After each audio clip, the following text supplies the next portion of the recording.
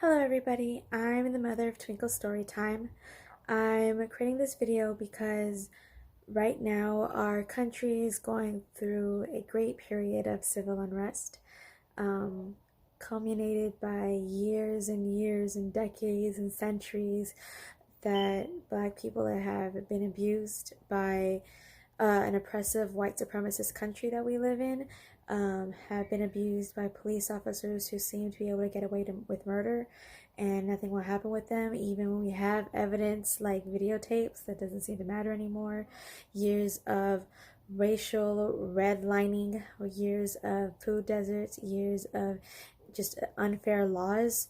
And as a parent, I know it can be hard to talk about this with your children. You just don't know where to start sometimes, especially we're trying to keep our children still children while trying to navigate them in this very adult world that we live in and where we have seen young boys be murdered in a park for playing with a toy by police officers and no justice happens.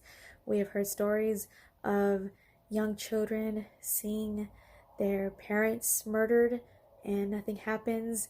We have seen stories of just families just be completely broken apart because for some reason people are too scared to say Black Lives Matter and instead just replace it with All Lives Matter because it sounds so much nicer, but they really don't if Black lives continue to be murdered and no one's standing up for them. So I have this book and I wanted to share with all the parents, and yeah, hopefully you guys can enjoy listening to it, and hopefully it will help start a conversation you can have with your children about what's going on and what they feel they can do. Salam. The Youngest Marcher by CYNTHIA LEVINSON, illustrated by Vanessa Brantley Newton. The story of Audrey Faye Hendricks, a young civil rights activist. Audrey Faye Hendricks, age 9, intended to go places and do things like anybody else. So when she heard grown-ups talk about wiping out Birmingham's segregation laws, she spoke up. When she listened to the preacher's words smooth as glass, she sat up tall. And when she heard the plan, picket those white stores, march to protest those unfair laws, fill the jails, she stepped right up and said, "I'll do it." She was going to jail. Audrey Faye Hendricks was confident, bold, and brave as can be, and hers is the remarkable and inspiring true story of one child's role in the civil rights movement.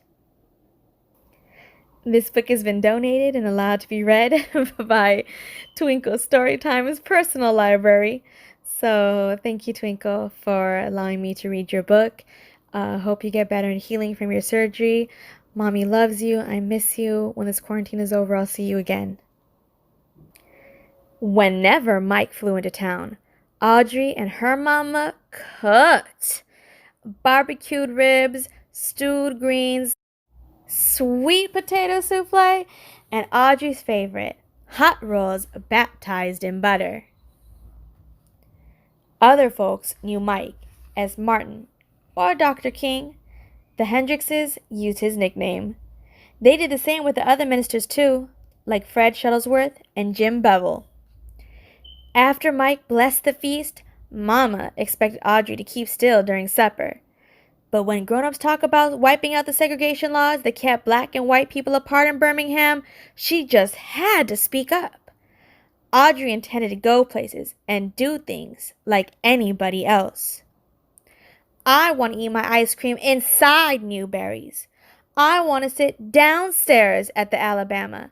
I don't want hand-me-down school books.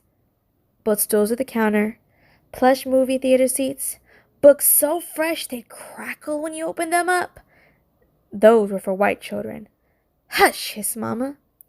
9-year-old children should not speak in front of company, especially ministers like Mike, Fred, and Jim, who were bringing dreams of justice. Audrey knew all about segregation. She knew to pay the driver at the front of the bus, then step off and walk around to the back door. Drink from the fountain with a dirty bowl and warm water. Use the freight elevator at department stores downtown. Front row seats, cool water, elevators with white-gloved operators. Laws said those were for white folks. Every Monday night, Audrey and her mama and daddy and her aunts, uncles, and cousins joined neighbors and friends at Fred's church for worship, fellowship, and testimony. She sang and swayed along with the movement choir, her voice spirited and spiritual, black and white together, we shall overcome. For once, she didn't have to keep still. Then came testimonies. White store owners won't hire me. Ku Kluxers chased me. Policemen called me names. The hateful stories made Audrey squirm. She tried to tell her mama, that's not right. Shh. How could mama expect her to hush? She had to make things right. But what could she do?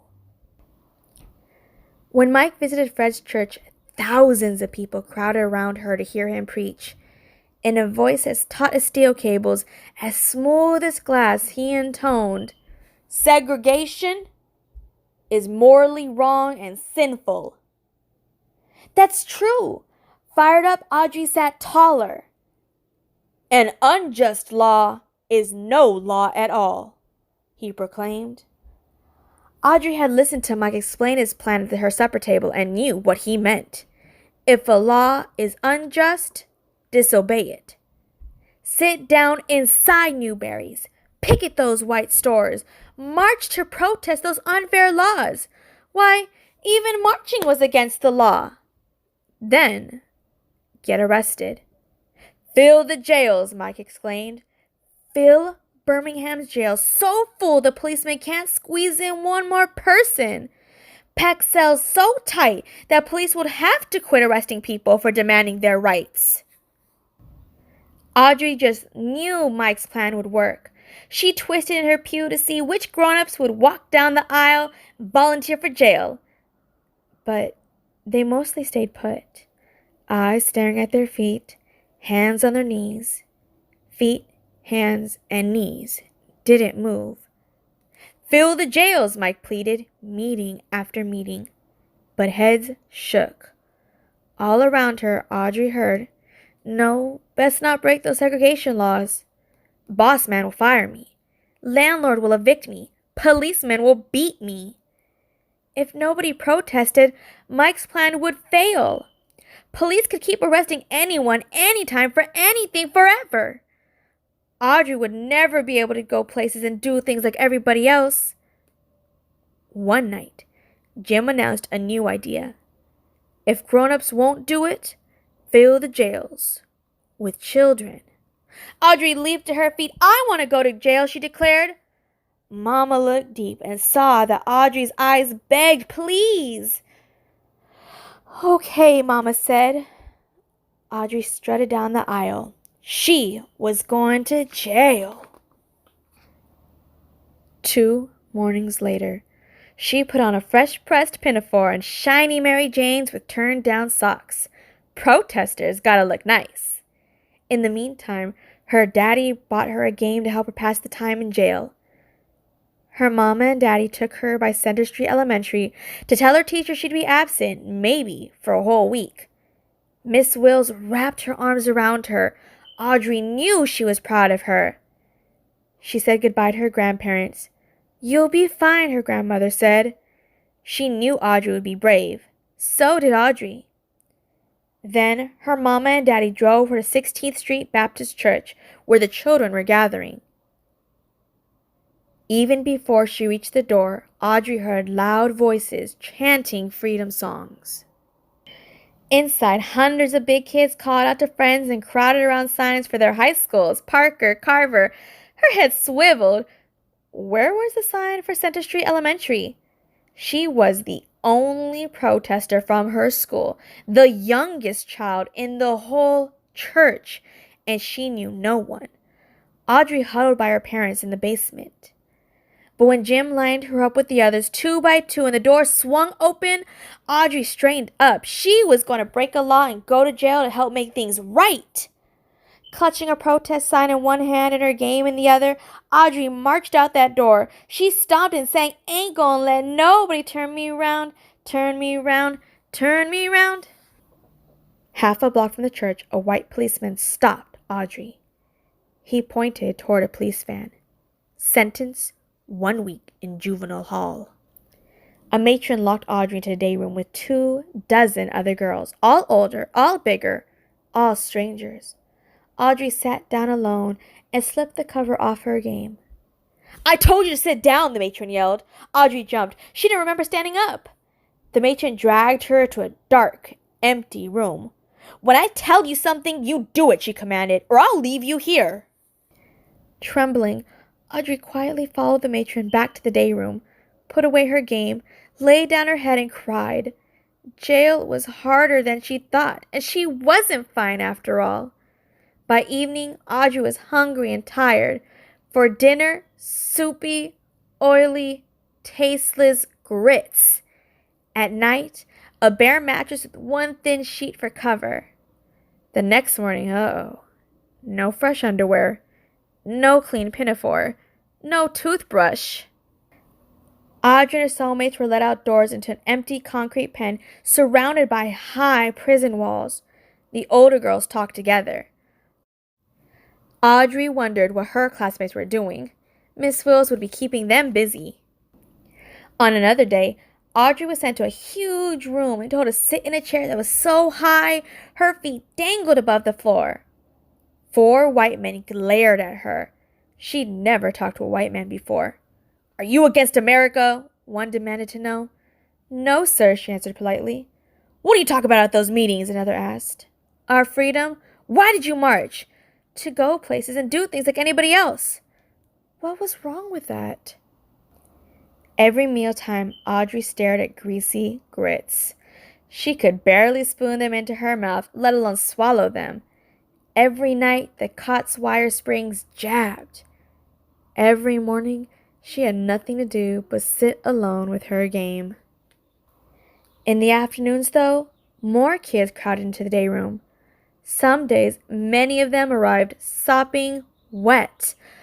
A girl explained that firemen aimed powerful hoses at the children. Surging water spun them off their feet and down the street. They got up and kept marching anyways, until they too were sent to jail. By Audrey's 5th day in detention, the police couldn't squeeze in one more person. "We filled up all the rooms! We filled up all the rooms!"